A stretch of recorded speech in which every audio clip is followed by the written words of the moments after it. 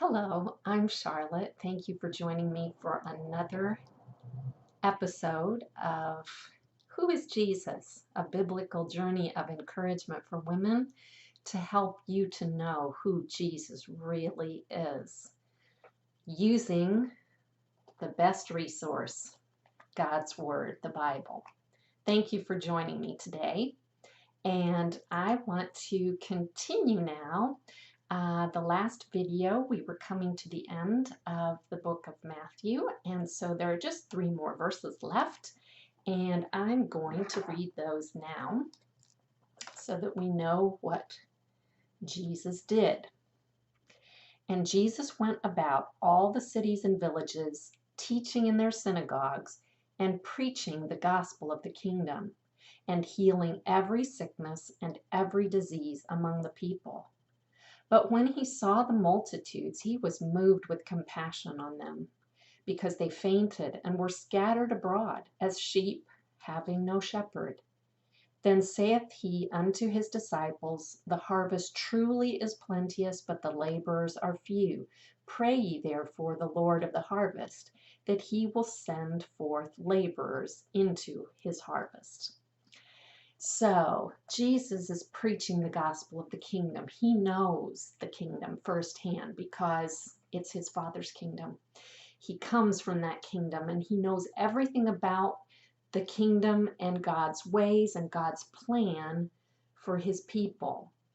Jesus is showing this again and again as we read about him by the things that he says and does. And when it says that he had compassion on them, if you don't know the word compassion, it's not pity, where you say, oh, that's too bad. Or sympathy, I'm sorry. I would like to do something about that. But then we forget to do it, or we put it off. Jesus' compassion is a motivational force.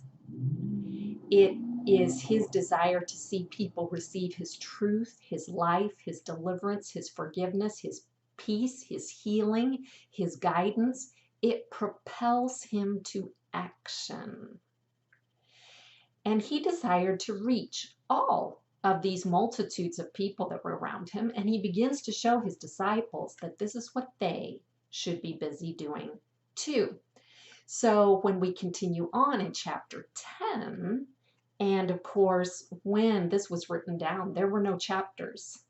There were no verse numbers like we do now. That helps us to know where we're at when we're reading, but it would have been written more like a book. In our books, we don't have numbers for each verse of each sentence that is written. Okay, we do use chapters. That helps things to keep organized too. But yeah, in chapter 10, we're going to continue now.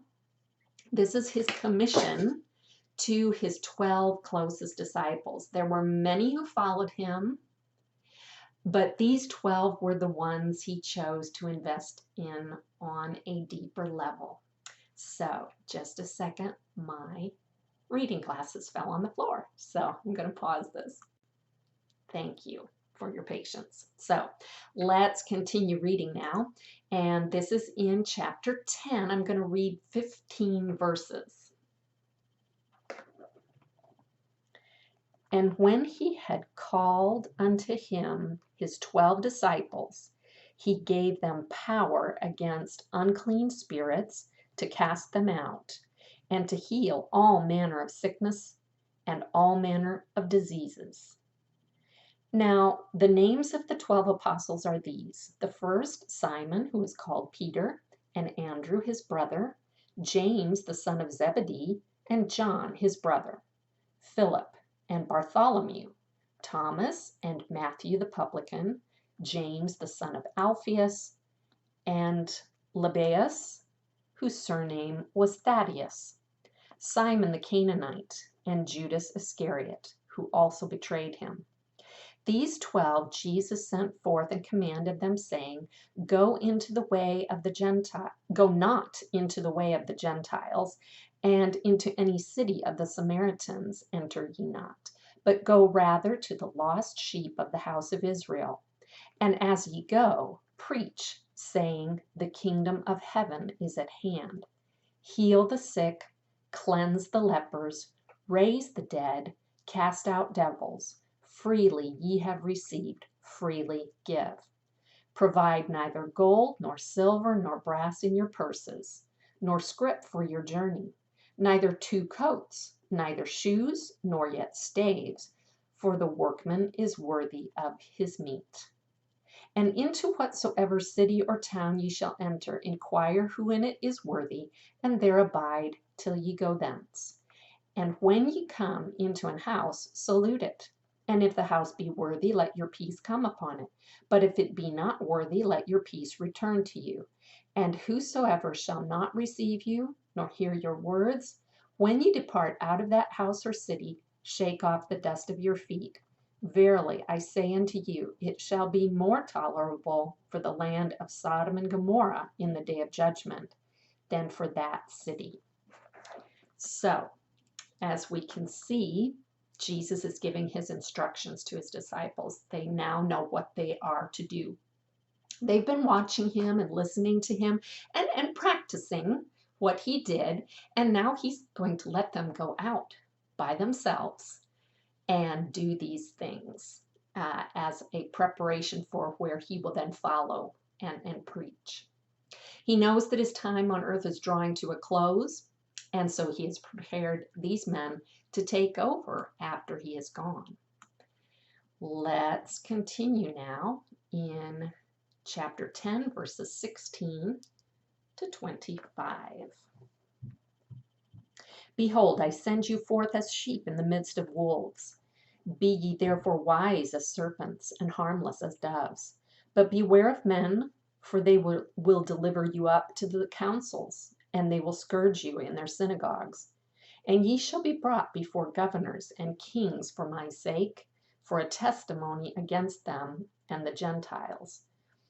But when they deliver you up, take no thought how or what ye shall speak, for it shall be given you in that same hour what ye shall speak.